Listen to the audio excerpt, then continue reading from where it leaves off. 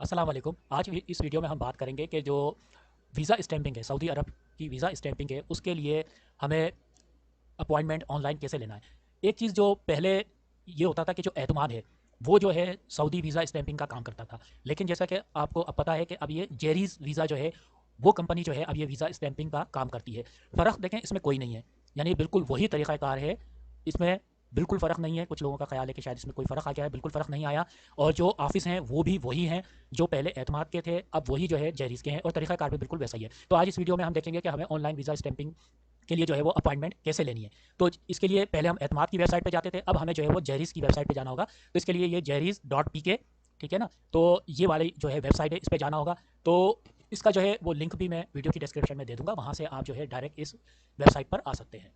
तो जैसे ही इस वेबसाइट पर अब आप आएँगे, तो यहाँ पर जो है पहले देखें, जैसे ही आप इस वेबसाइट पे आए तो यहाँ पे आते ही ये देखें, ये एक आपके सामने मालूमात आ गई है जिस पे बता रहा है कि इफेक्टिव जुलाई 9 2022 एतमाद इज़ नाउ जेरीज़ वीज़ा, यानी 9 जुलाई से 2022 से ये जो है एतमाद अब जेरीज़ वीज़ा है। अब ओके पर क्लिक कर देना है। जैसे ही ओके पर हम क्लिक करेंगे, ये देखें यहाँ पे शेड्यूल एंड अपॉइंटमेंट्स में मुख्तलिफ ऑप्शन है, इसमें मेक एन अपॉइंटमेंट, उस पर जो है ना वो हमें क्लिक कर देना है। उसके बाद आएगा सिलेक्ट योर कंट्री, तो इसमें जो है जैसे सिलेक्ट योर कंट्री, तो इसमें पाकिस्तान का ही नाम आएगा, तो उसका हमने इंतखाब कर लेना है। उसके बाद दूसरा जो है ऑप्शन आएगा उसमें सिलेक्ट नेशनलिटी, तो ज़ाहिर है इसमें हम जो है ना वो पाकिस्तान का इंतखाब कर लेंगे। ये पाकिस्तान का इंतखाब कर लिया। उसके बाद जो है पर्पज़ ऑफ ट्रैवल, यानी आपका सऊदी अरब जाने का मकसद क्या है, तो यहाँ पे जो है वो मुख्तलिफ आपके पास जो है ना वो ऑप्शंस आएंगे। इसमें जो है ज़ाहिर सी बात है, हमारा जो यहाँ पे जो मैं कर रहा हूँ जिसके लिए, वो फैमिली विजिट वीज़ा है। तो यहाँ पे जो है ना वो फैमिली विजिट पे क्लिक कर देंगे। आपने जो भी है वो आपने ऑप्शन ले लेना है।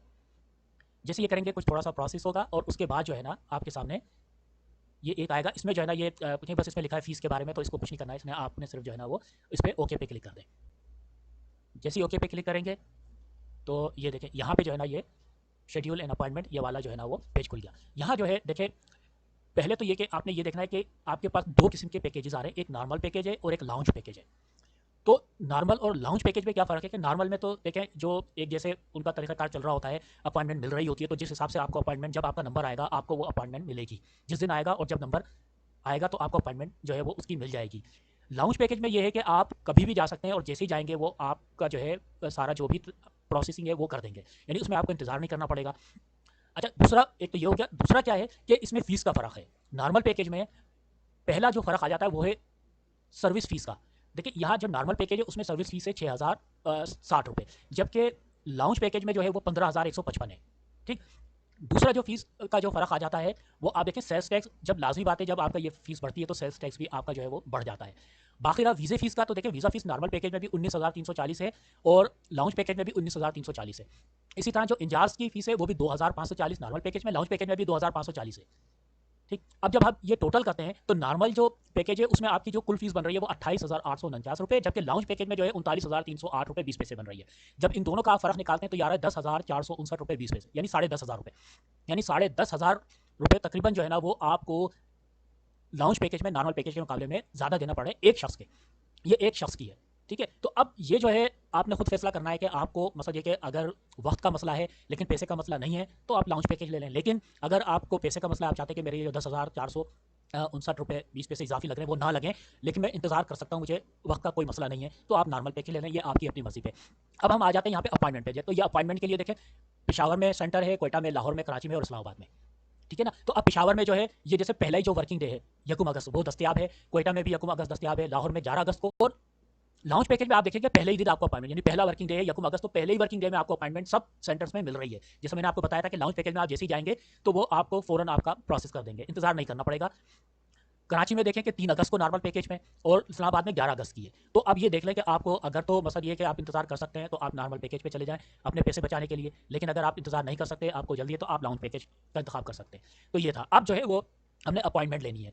मैं यहाँ पे नॉर्मल पैकेज का ही इंतखाब करता हूँ, ठीक है ना? तो यहाँ पे जैसे कराची सेंटर का, तो यहाँ पे इसके सामने ये बुक का आ रहा है, तो ये बुक पे क्लिक कर दूंगा। जैसे ये बुक पे क्लिक करूंगा तो यहाँ पे एक चीज़ ये बता रहा है कि मैंडेटरी मेडिकल इंश्योरेंस, यानी यहाँ पे कह रहे हैं कि अब सऊदी अरब ने जो है वो लाजमी कर दिया है कि जो भी सऊदी अरब सफ़र करेगा उसको मेडिकल इंश्योरेंस लाजमी लेनी है। और जो इसकी फ़ीस है इंश्योरेंस की, वो आपको जो है वो जब आप वीज़ा सेंटर जाएंगे, जब वो आपका प्रोसेस करने लगेंगे, तो वहाँ पे वो इसकी मेडिकल इंश्योरेंस की फ़ीस लेंगे। तो ये जो है एक वो मालूमात थी, तो ये जो है ना आपने इस पर ओके कर देना है।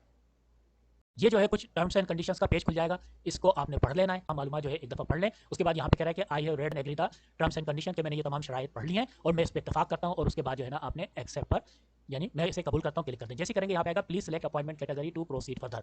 अब ये यहाँ पे आ गया अपॉइंटमेंट कैटेगरी। जैसे आप इस पर सेलेक्ट पर क्लिक करेंगे तो यहाँ पे आपके पास दो आएंगी, एक है इंडिविजुअल और एक है फैमिली, यानी आप अकेले हैं या फैमिली है। तो अगर अकेले है तो इंडिविजुअल और अगर फैमिली है तो फैमिली। तो मैं यहाँ पे फैमिली का इंतखाब कर लेता हूँ। उसके बाद जैसे फैमिली का करेंगे तो फिर यहाँ पे आएगा नंबर ऑफ एप्लीकेंट्स, ठीक है ना। तो ये 2 3 जितने भी हैं यहाँ पे जो है, क्योंकि 3 है तो मैं 3 का इंतखाब कर लेता हूँ। जैसे ही आपने ये किया तो अब ये आपके सामने ये कैलेंडर। अब देखिए यहाँ पे आपको 3 कलर में जो है ना वो डेट्स नजर आ रही हैं, एक पिंक कलर में, दूसरी ग्रीन में, और ये कुछ लाइट ब्लू सा कलर है। तो जो पिंक कलर में है ये दस्तयाब नहीं है, जैसे हमने पहले अपॉइंटमेंट में देखा था, या दूसरा ये कि ये वेट लिस्ट में है, ठीक है ना। या तो ये जो दिन है वेट लिस्ट पे, या ये दस्तयाब नहीं है नॉर्मल पैकेज में। ग्रीन जो है ये नॉर्मल पैकेज में दस्तयाब हैं, ठीक है। और ये जो बाकी लाइट ब्लू आ रहे हैं ये बस छुट्टी के दिन है, ये हॉलीडेज है। तो आपने आपने नॉर्मल पैकेज के लिए इन ग्रीन जो हरे रंग के आ रहे हैं सब्ज रंग की, इनमें से किसी दिन का इंतखाब करना है, ठीक है। तो मैं यहाँ पे ये 4 तारीख जो पहला दिन मिल रहा है मुझे उसका इंतखाब कर लेता हूँ। जैसे करेंगे तो यहाँ पे देखें आपके सामने ये टाइम का जो कि कौन कौन से वक्त जो है वो आप ले सकते हैं। एक है 9:45 से 10:15 बजे तक का, दूसरा है 10:15 से 11:45 बजे तक का, तीसरा है 12:30 से 1 बजे तक का, और चौथा है ये है 2:15 बजे से 3 बजे तक का। ये 24 घंटे के फॉर्मेट में इसीलिए इस तरह लिखा हुआ है। तो इनमें से जो भी मसला ये कि आपको मुनासिब लगता है आपकी सहूलत के लिहाज से, उसका आपने इंतखाब कर लेना है। मैंने जैसे यहाँ पे ये 10:15 से 11:15 बजे तक का इंतखाब कर लिया। अच्छा, अब यहाँ पे जो है एक चीज़ और देखें कि ये आपके सामने आ गया वेटिंग लिस्ट का जो है ना ऑप्शन आ गया है। यहाँ पे जैसे ये पिंक से मैंने बताया था कि या तो दस्तयाब नहीं है या ये वेटिंग लिस्ट में। तो ये पूछा do you want to select a preferred date for wait list. अभी आपको यहाँ पे एक ऑप्शन दे रहा है कि क्या आप चाहते हैं कि आपका नाम जो है वेट लिस्ट में डाल दिया जाए। तो अगर उस दिन आप को जो है मौका मिल गया तो वो आपका प्रोसेस कर सकते हैं, लेकिन ये वेट लिस्ट है, यानी इसमें हो भी सकता है और नहीं भी। अगर तो आप ये रिस्क लेना चाहते हैं तो आप इसको यस पे क्लिक कर दें, तो आपका नाम जो है वो वेट लिस्ट में डाल देंगे। अगर आपका जो है जैसे आप ये यस पे क्लिक करेंगे, यहाँ पे देखें अपॉइंटमेंट का जो है ना वो ऑप्शन आ गया है, ठीक है। तो आपने जो है ना वो यहाँ पे ये कैलेंडर है, तो देखें जैसे यहाँ पे क्लिक किया तो ये देखें जो यकुम अगस्त, 2 अगस्त और 3 अगस्त ये नॉर्मल पैकेज में नहीं है, ये लेकिन वेट लिस्ट में है। तो ये 3 दिन जो है अब आपके पास मौजूद हैं, इनमें आप वेट लिस्ट में जो है इसमें से किसी दिन का इंतखाब कर सकते हैं, ठीक है ना। अगर आप चाहते हैं कि वेट लिस्ट पे आपका नाम डालें तो जैसे मैंने यहाँ पे यकुम अगस्त का, तो देखिए यकुम अगस्त जो है इसका मुझे वेट लिस्ट का अपॉइंटमेंट जो है वो मिल गया, यानी अब वेट लिस्ट में मेरा नाम होगा। अगर तो जो है वो मौका लग गया तो मुझे वो मेरी एप्लीकेशन का प्रोसेस कर देंगे। यहाँ पे कैप्चा कोड है, या आपने कैप्चा कोड जो है ना वो यहाँ पे ऐसा का ऐसा लिख देना है। उसके बाद नेक्स्ट स्टेप इस पर क्लिक करना है। जैसे क्लिक करेंगे तो यहाँ पे देखें 3 चीज़ें हैं। एक तो है नंबर 1 ग्रीन से जो आ रहा है select number of persons date time, तो ये हम पहले ही कर चुके हैं। देखिए यहाँ पे जो है ये साइड में इस जगह यहाँ पे आ रहा है, यहाँ पे हमने पाकिस्तान कंट्री सेलेक्ट किया था, फैमिली विजिट सेलेक्ट किया था, 3 लोग थे उनका, और 4 अगस्त और 10:15 बजे की। ये तो स्टेप हमारा मुकम्मल हो गया, ठीक है। उसके बाद दूसरा जो है एंटर एप्लीकेशन डिटेल्स, यानी इसमें जो है ना हमने जो भी दरख्वास्त गुजारे उनकी तफसीलात देनी होंगी। फिर उसके बाद तीसरा होगा रिव्यू एंड सबमिट एप्लीकेशन, हमने एप्लीकेशन को जो है ना वो देखना होगा, पढ़ना होगा, उसके बाद उसको सबमिट करना होगा। अब हम आ जाते हैं कि enter details of person 1 of 3, यानी जो पहला शख्स है दरख्वास्त गुजारे उसकी जो मालूमात है वो हमें जो है लिखनी है। तो ये हमारा जो है ना इसमें जो है ना अब देखिए 4 स्टेप होंगे। पहला होगा कि पासपोर्ट डिटेल डालनी होगी, दूसरे में हमें अदर डिटेल्स जो होंगी मुख्तलिफ मालूमात वो देनी होगी, तीसरे स्टेप में हमें स्पॉन्सर्स डिटेल देनी होगी, चौथे में हमें एड्रेस लिखना होगा। तो हम पहले पे आ जाते हैं कि यहाँ पे देखिए अरबिक फर्स्ट नेम, तो जो वो जिन लोगों का पासपोर्ट पे अरबी में नाम है तो वो यहाँ पे लिखेंगे। हमारा क्योंकि अंग्रेजी में होता है तो हमने वो नहीं लेना, हमने यहाँ पे अंग्रेजी वाला यानी फर्स्ट नेम। तो जो भी पासपोर्ट पे आपका फर्स्ट नेम है वो आपने यहाँ पे लिख देना। उसके बाद सेकंड फादर नेम या हस्बैंड नेम अगर आप है तो वो आपने यहाँ पे लिख देना है, ठीक है, पासपोर्ट पे लिखा हुआ है तो। अगर फिर उसके बाद तीसरा आ जाता है अदर्स या ग्रैंड फादर नेम, वो है तो वो लिख देना है।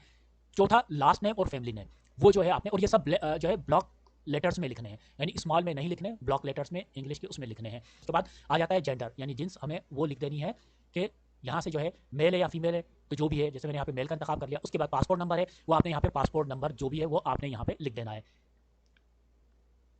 उसके बाद री एंटर पासपोर्ट नंबर, यानी पासपोर्ट नंबर दोबारा लिखना है ताकि वो वेरीफाई हो जाए। उसके बाद डेट ऑफ बर्थ पे जैसे क्लिक करेंगे कैलेंडर खुल जाएगा, इसमें से आपने अपनी जो तारीख पैदाइश है वो लिख देनी है। फिर प्लेस ऑफ इशू पासपोर्ट आपको जहाँ से मिला था, ज़ाहिर वो पाकिस्तान, तो वो जो है यहाँ पे आपने लिख देना है। उसके बाद जो है अगला है नेशनलिटी, तो ये यहाँ पे जो है वो मुख्तलिफ ममालिक की खुल जाएगी, उसमें से पाकिस्तान का इंतखाब कर लेना है। उसके बाद तारीख, यानी पासपोर्ट किस तारीख को मिला वो आपने कैलेंडर में से जो है सिलेक्ट कर लेनी है। उसके बाद जो है वो डेट ऑफ एक्सपायरी, यानी पासपोर्ट की जो एक्सपायरी डेट है वो भी आपने इस कैलेंडर में से सिलेक्ट करके जो है वो लिख देनी है, सिलेक्ट कर लेनी है।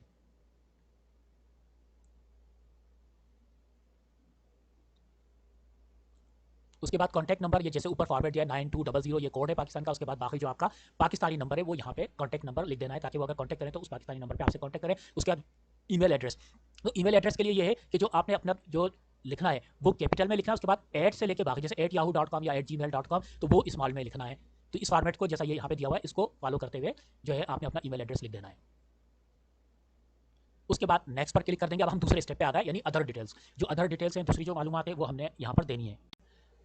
यहाँ पे जो है वो पहले यह आ गया मैरिटल स्टेटस, यानी अजदवाजी हैसियत तो जो भी आपकी है, तो यहाँ पे मैंने मैरिट का सिलेक्ट कर लिया है, ठीक है। उसके बाद प्लेस ऑफ बर्थ यानी जाए पैदाइश, जहाँ आपकी पैदाइश हुई वो लिख दें।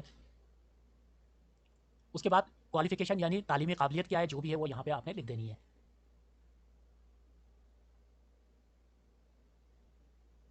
उसके बाद सऊदी मिशन, अब ये जो है जैसे यहाँ पे क्लिक करेंगे एक इस्लामाबाद और कराची, तो जो भी है वो आपने इंतखाब कर लेना है, जैसे यहाँ पे मैंने कराची का कर लिया। उसके बाद पोर्ट ऑफ एंट्री यानी सऊदी अरब में आप जो है किस एयरपोर्ट से जो है आ रहे हैं, तो यहाँ पे जैसे मदीना है, दमाम है, दहरान है, या जद्दा है, या रियाज है, ठीक है ना। या जो भी आपने वीज़े में जो सिलेक्ट किया था वो आपके उसमें लिखा हुआ होगा, तो उसके हिसाब से या जो भी आपके करीब तरीन है उसका आपने इसमें से इंतखाब कर लेना है। जैसे मैं रियाज एयरपोर्ट इस्तेमाल करूँगा तो ये रियाज एयरपोर्ट, रियाज का जो है इंतखाब कर लिया। उसके बाद ट्रांसपोर्ट मोड है, यानी किस तरीके से आप आएंगे। अब जैसे यहाँ पे ये मुख्तलिफ इसमें ऑप्शन है कि बाय एयर यानी हवाई जहाज़ से, या ज़मीन से, या समंदर से, या कोई हो, तो यहाँ पे जो है जाहिर सी बात है कि बाय एयर ही आते हैं, तो बाय एयर का इंतखाब कर लेना है। उसके बाद ये आ जाता है पासपोर्ट टाइप, तो आमतौर पर जो पासपोर्ट टाइप होता है वो हमारा नॉर्मल ही होता है, तो नॉर्मल का इंतखाब कर लेना है इसमें से। उसके बाद नंबर ऑफ एंट्रीज, अच्छा नंबर ऑफ एंट्रीज ये है कि जो आपने वीज़ा जो आपको मिला है उसके हिसाब से आपने उसका इंतखाब कर लेना है, सिंगल एंट्री या मल्टीपल एंट्री। तो मेरे पास क्योंकि जैसे सिंगल एंट्री वाला है तो मैं सिंगल एंट्री का इंतखाब कर लूँगा। आपका जो भी है वो उसके हिसाब से वीज़े के हिसाब से आपने उसका इंतखाब कर लेना है। रिलीजन, तो यहाँ पे जो है इसमें से आपने रिलीजन यानी मजहब का इंतखाब कर लेना है, तो जैसे यहाँ पे इस्लाम, तो मैंने इस्लाम का कर लिया। उसके बाद सोर्स ऑफ डिग्री है, ठीक है ना, तो डिग्री आपको कहाँ से मिली वो आपने यहाँ पे लिख देनी है, जो भी आपकी डिग्री थी उसका सोर्स लिख देना है। उसके बाद जो है यहाँ पे जो अगला है महरम नेम, तो देखिए ये जो है ना ये तीनों महरम नेम, इसका जो है ना ये इसके जो है वो इनको खाली छोड़ देना है, इसमें कुछ लिखने की ज़रूरत नहीं है। ये किन लोगों के लिए है, इसका इतलाक उन लोगों पे होता है जो ज़मीनी रास्ते से ट्रांजिट वीज़े पे जा रहे हों, ठीक है ना। तो लिहाजा ये इनको कुछ नहीं करना है, इसमें कुछ नहीं लिखना है। कार्ड नंबर ये भी उन लोगों के लिए है जो कि जैसे सऊदी अरब आते हैं ज़मीनी रास्ते से, या जो तिजारती मकसद से जो सऊदी अरब में आते हैं, ये उन लोगों के लिए। लिहाजा इन तीनों में जो है वो कुछ नहीं करना है, इन तीनों को जो है ऐसे खाली छोड़ देना है। और उसके बाद जो है ये यहाँ पे नेक्स्ट पर, जैसे नेक्स्ट पे क्लिक करके यहाँ पे पूछा स्पॉन्सर्स डिटेल। स्पॉन्सर से मुराद क्या है, स्पॉन्सर से मुराद ये कि जिस शख्स ने आपको सऊदी अरब से वीज़ा भेजा है ना, तो वो जो है उसकी यहाँ पे आपने स्पॉन्सर आईडी, उसका जो अकामा नंबर है, ठीक है ना, जो भी आईडी है वो आपने यहाँ पे लिखनी है। और दूसरा जो है जो वीज़ा जो दिया है उस पे जो नंबर लिखा होगा इनविटेशन नंबर, वो आपने यहाँ पे लिखना है। मैं आपको ये दिखा देता हूँ कि ये जो है कैसे, देखें ये वीज़ा है, ये वीज़ा जो है उसका डॉक्यूमेंट है, तो इस पे यहाँ पे देखें ये दो जगह जो है इनविटेशन नंबर लिखा है, एक ये यहाँ पे और एक ये यहाँ पे रकम अल मुस्तनद, तो यहाँ से ये नंबर देख के आपने उधर लिख देना है। और स्पॉन्सर आईडी आपको यहाँ पे रकम सजल लिखा हुआ है, ये यहाँ से जो है ना वो आपने वो स्पॉन्सर आईडी वहाँ पे लिख देनी है। तो ये जो है हमारा तीसरा स्टेप भी मुकम्मल हो गया। नेक्स्ट पे क्लिक कर दें। जैसे ही नेक्स्ट पे क्लिक करेंगे तो ये आ जाएगा एड्रेस का। अब यहाँ पे जो है ना आपने पाकिस्तान का जो पोस्टल एड्रेस है आपका वो यहाँ पे लिख देना है। ये लिख के जैसे ही आप नीचे आएंगे तो अब जो है ना ये जो पहला जो दरखास्त गुजार था उसकी तमाम मालूमात हमने दे दी है।